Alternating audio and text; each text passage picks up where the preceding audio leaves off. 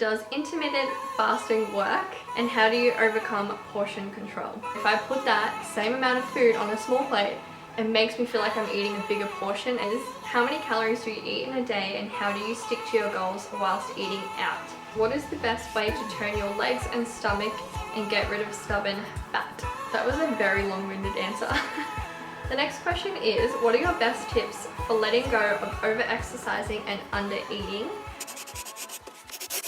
Hey guys, and welcome back to my channel. I'm feeling a little bit like Sporty Spice or like Baby Spice right now in this little getup. But today, as you can probably tell from the title, I am filming a little fitness kind of Q&A. I get asked a fair few questions on Instagram to do with like how I stay healthy, how I stay motivated, tips for working out and things like that. So I thought I would do a whole dedicated Q&A to just fitness and health questions, and you guys sent in some doozies. So I'm really excited to answer some of these. If you are new to my channel, I am a personal trainer and online coach, so I absolutely love to help people on their health and fitness journeys, and some of these questions are kind of geared towards nutrition and things like that. So hopefully I can give you some help and advice in this video. But anyway, I have the questions on my phone, so without any further ado, let's get on to the questions. I should also state, if you are new to my channel, please don't forget to hit subscribe, and I'll also put my Instagram on the screen if you wanted to follow me. That'd be awesome. But anyway, the first question, which I got asked quite a lot, is how I stay motivated, and someone also asked how I stay motivated, particularly in lockdown. And I thought about this one for a while because I honestly didn't really know how to answer it. I feel like if you had asked me this a few years ago, it would have been a completely different answer to what it is now. And for me at the moment, I stay motivated just because I find it kind of easy, if that makes sense. Like, I just love working out, I love eating healthy and fueling my body, and I guess that's what motivates me. I think also because my job is helping people and I'm always like coaching them and working out with them, that it kind of inspires me as well. And I just feel weird if I don't exercise or if I don't eat healthy. So yeah, I feel like that's what motivates me. It's just become such like a natural habit and lifestyle now that I just absolutely love it. But I thought I would write down a few things in case you guys are looking for a better answer than that. So one thing that really motivates me is buying new activewear. I feel like every time I buy like a new pair of leggings or a new top, it makes me want to work out so much more. So I would suggest that. And also following people on social media who really inspire you. I don't know if that makes sense, but I feel like sometimes you get caught in a trap of following people like, you know, Victoria's Secret models, and you're like, oh, I wish I looked like them. But you know that's not overly attainable, if that makes sense. So I feel like following people who, you know, are fit and strong and healthy and just like have a positive mindset around food and fitness, I feel like that will help motivate you as well. And I only follow people who I absolutely love and that inspire me, so I feel like that really helps. If I'm like on Instagram and someone's filming their workout, I'm just like, I want to work out now. So and my last tip would be to get a workout buddy or a coach, like someone to help keep you accountable, keep you motivated, and just do the work with you and be there to guide you. I find a lot of the clients that come to me, they know what they're doing, but they just come to me because they want the motivation. They want me to show up, they want me to be there and just help them through the workouts. So yeah, definitely get a friend or a coach who can help keep you motivated. That was a very long-winded answer. The next question is, does intermittent fasting work? I cannot say that word. And how do you overcome portion control? So intermittent fasting, hey? I feel like all these type of diets, intermittent fasting, keto, like low carb, high protein, all those types of diets, honestly, I feel like work for a particular person. Not everyone is going to be able to stick to that type of lifestyle, so I really just think it's personal preference. Things like intermittent fasting, if you don't know, it's basically like you have a big window where you don't eat at all, and then you have a small window where you eat all your meals. I think it's like 6 or 8 hours of eating, and then the rest of your like day and night is not eating. But the kind of whole point of intermittent fasting is to still eat the same amount of calories in that window.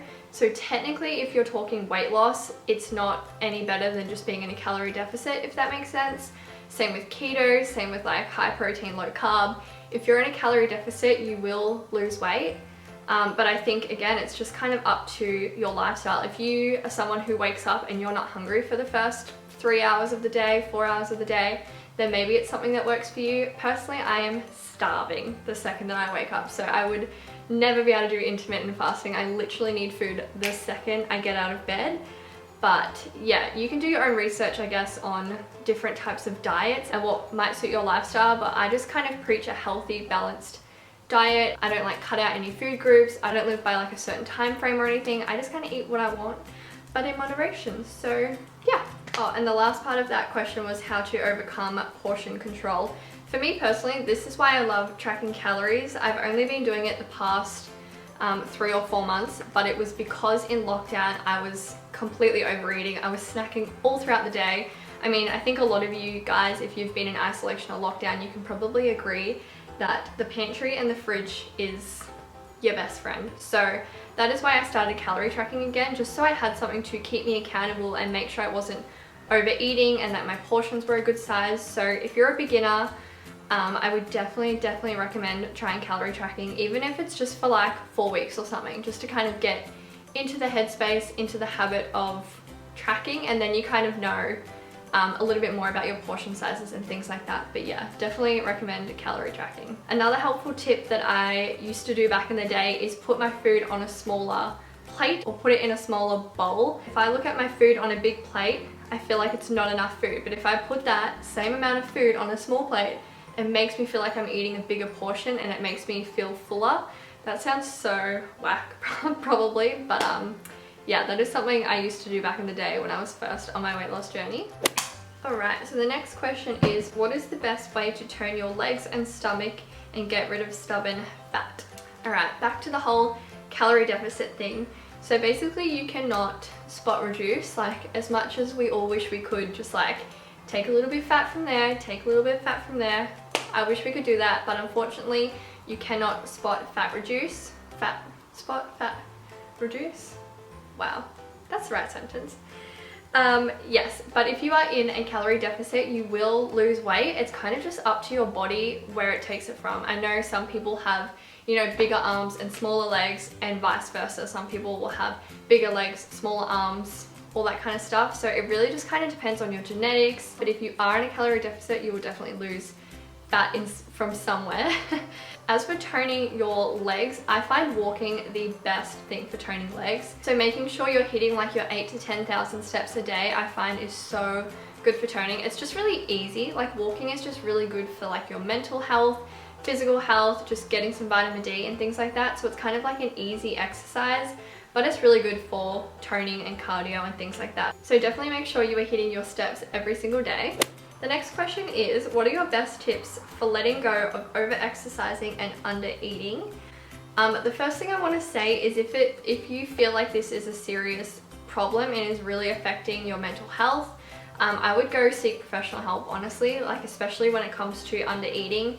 You can do so much damage with your hormones, your reproductive system, and that kind of thing. So if you find that it's really bad, I would seek professional help from a doctor, a psychologist, or someone like that.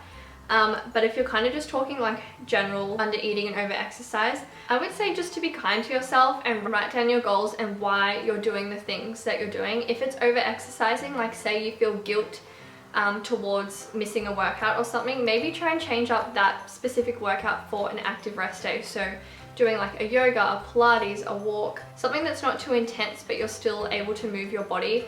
I know a lot of people feel guilt towards like skipping workouts or missing a workout, so I definitely think active rest days are really important, and just in general giving your body actual rest is way more beneficial to you in the long term than working out every single day and doing like lots of HIIT, lots of cardio, lots of strength. Your body needs rest, it needs time to heal your muscles and to just kind of do its thing. And honestly, you'll probably see better results if you take proper rest days and like let your body do its thing. Okay, so the next one is, I would love to know what you suggest to relax your muscles after a workout. And this was a really good question that I feel like a lot of people don't really bring up often.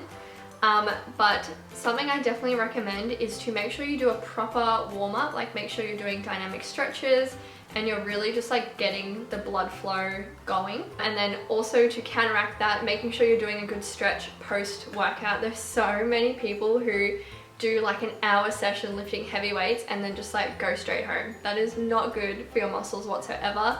you really need to like properly stretch. But other than that, I would definitely recommend foam rolling. I have a very love-hate relationship with my foam roller. And another thing I really love is magnesium spray or like Epsom salt baths. So I have both of those. I usually use the spray on the particular muscles. It's also really good for sleep, like you spray it on your tummy and it helps you sleep. And I also have Epsom salt baths if I'm feeling really tired and achy, and they're literally the best. So if you've never had an Epsom salt bath, definitely recommend it. You get out and you feel so much better. So yeah, hopefully that helps answer your question. All right, the next question is, how many calories do you eat in a day and how do you stick to your goals whilst eating out? For calories that I eat specifically, it is different for everyone, so please do not take my number and make it yours, because yeah, it literally depends on so many factors. But if I'm in a deficit, it was around 1700, and the past 2 weeks I've been back at maintenance, which is around 18 to 1900. So that is kind of what I eat every single day, and I have obviously set macros as well to hit. As for sticking to a deficit when you're eating out, it's such a good question.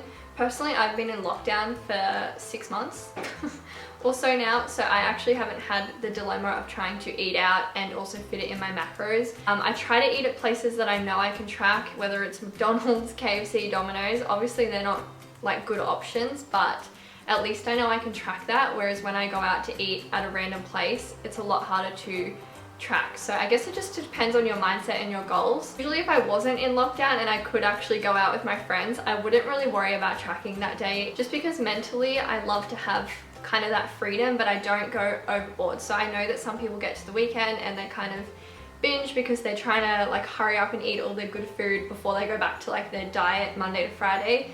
But for me, it's taken me years to kind of get to a point where I am happy and don't feel guilt after eating out, if that makes sense. So I guess to answer your question, if I'm at home, I try to stick to foods that I can actually track.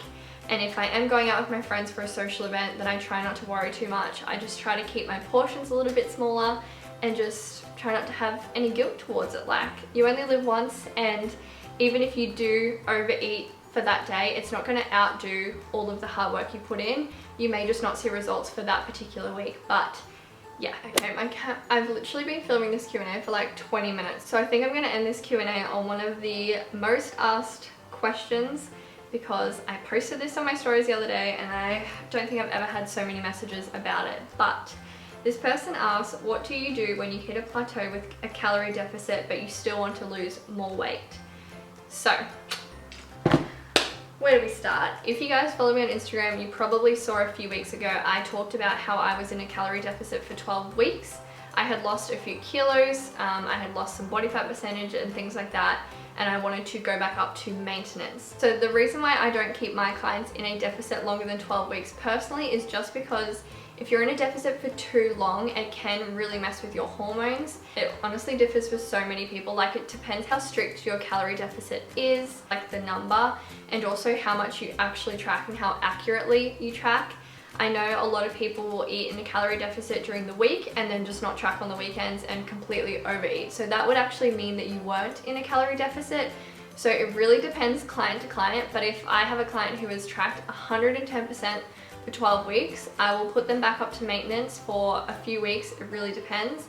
And then we will go back in a deficit if they still have a little bit more weight that they want to lose.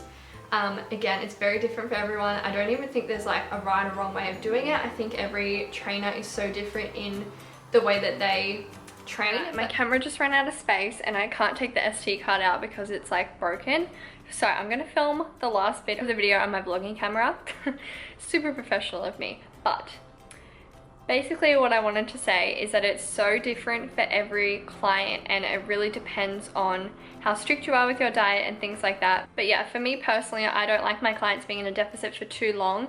I mean, a lot of the time clients come to me who have been in a deficit for like 6 to 12 months on really low calories and they still aren't able to lose weight. And basically the reason for that is because your body adapts so quickly to the amount of calories you're on. So if you're in a deficit for a long time, your body will adapt and it will then become your maintenance calories. And if you're on really low calories, there's going to be nowhere else for you to go. Like, you can't go below 1200 calories, if that makes sense. So you either need to decrease your calories or really increase your energy expenditure, and yeah, it's just really not good for your hormones and things like that. So I personally put my clients back up to maintenance for a couple of weeks just to kind of like give their body time to adapt, and then put them back in a deficit. And I feel like even though it takes a little bit longer to see results, I think it's just so much better and more beneficial for the long term. I don't like to put my clients on too low calories where they feel like they're just like constantly dieting, because it's not sustainable and they probably won't stick to it long term. So yeah, I'm all about that long-term approach with my clients. But hopefully that answered your question. If you had any specific other questions, feel free to shoot me a message on Instagram. Getting a coach to help you is so beneficial. But yeah, I hope that answered all your guys' questions. Please give the video a big thumbs up. Don't forget to hit subscribe, and I will see you guys in my next video. Bye!